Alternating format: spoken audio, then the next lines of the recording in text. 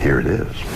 September 1988. It is the start of the fall semester at the University of California, Davis, where Cheryl Welch is beginning life as a law student. I grew up in Sacramento, California. I was a receptionist at Kaiser Hospital for 10 years. I decided that I wanted to go back to school, so I went to UC Davis. But as her studies get underway, things change. I know what normal life is, and life became very abnormal. It starts with her telephone. Usually you pick up a phone, you hear dial tone, but my phone, there would be click noises. There'd be a long pause, then static. She has it checked, but the strange noises continue. Cheryl becomes concerned. It's the first of many appliances that behave erratically in her presence. Things in my environment. All of the electrical equipment didn't work anymore. My computer, my TV. Her unease grows as she discovers it's not only machines that act strangely around her. Police cars started to follow me. I had a rock thrown at my car. Somebody tried to drive me off the road. I mean, I've never had a ticket. I've never taken drugs. People in my environment were acting out of character. I was acting my normal self, and people were acting weird. People turned against me. People would stare at you. Students would swear and spit on me. Weirder still, random strangers on the street seem to know exactly what she's thinking. I felt like I was surveilled. I thought somebody could read my thoughts. Cheryl's personal life falls apart as friends and family drift away. Then, she's fired from her job. It was like shock and awe. For 3 years, it was like that. I realized, this wasn't going to go away, despite my best efforts. That was a really depressing, blackest moment of my life. I just cried and cried and cried. I thought, why not just end it? Fearing for her sanity, Cheryl seeks help. So I went to my advisor, and I was having trouble academically, and he helped me get through this, and he was the only one that believed me. Her advisor comes to a quick conclusion. Cheryl is the victim of a deliberate and organized campaign of harassment. But who is behind it? First, we checked out. We thought, maybe there's a psychology experiment. They're trying to stress you out. There was no psychology experiment. So I hired private investigators, and I tried to figure out if there were any bugs in my apartment. Nothing. And talking to my advisor, we both figured only the government would have this kind of control over your telephone or what you did in the privacy of your apartment. Deciding to investigate, Cheryl gains access to government documents. They reveal the unthinkable. A top-secret experiment is subjecting everyday citizens to mind control. Major countries have developed this secret mind control technology, especially Russia and the United States. She's convinced the people who harassed her were under mind control and didn't even know it. Somebody has to make them do things, without their knowing it.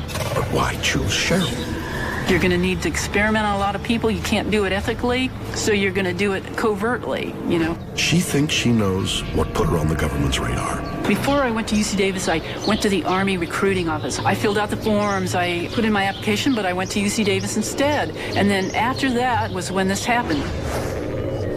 After networking with other victims, they have that connection. Former people who applied to the CIA, former people who have relatives in the government or the CIA are often targets. Are the minds of innocent citizens being controlled by government-sanctioned experiments? Is Cheryl Welch telling the truth, or are her claims absurd? Just another conspiracy theory that's impossible to prove? Maybe. But not if you listen to Nick Begich.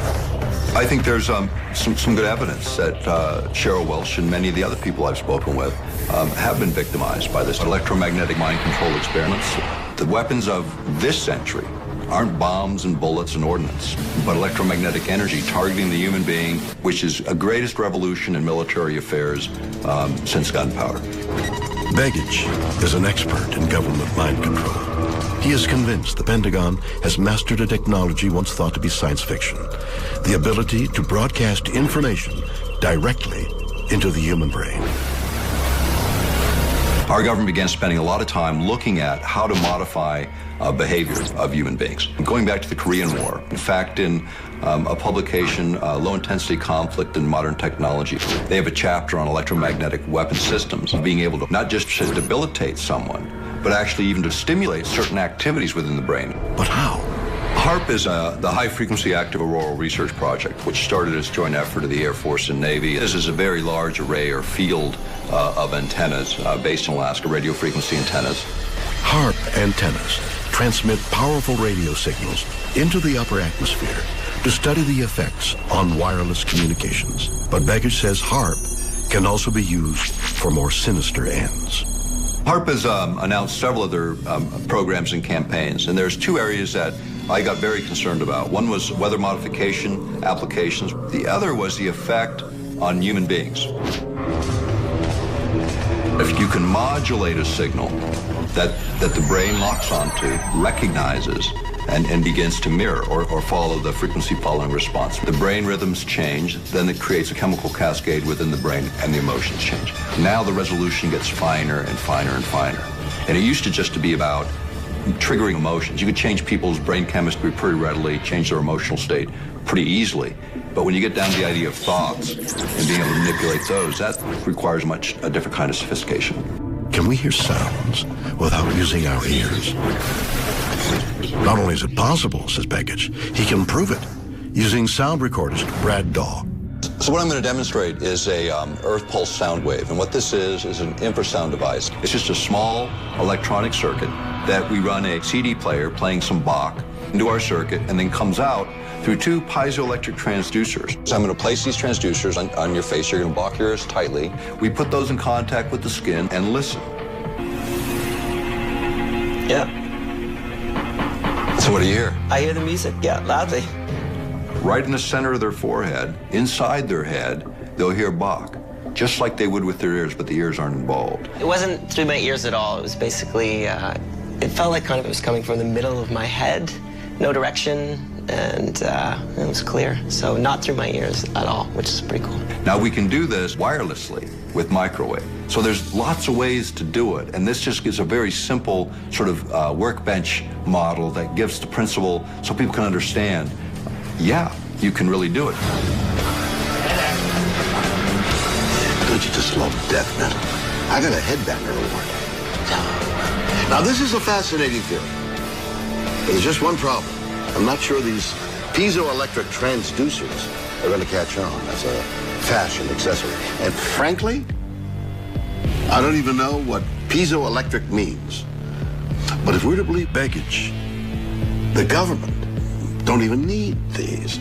They're tapping directly into our minds, controlling us with powerful, invisible microwaves that can alter the very way we think and act, making us believe anything they want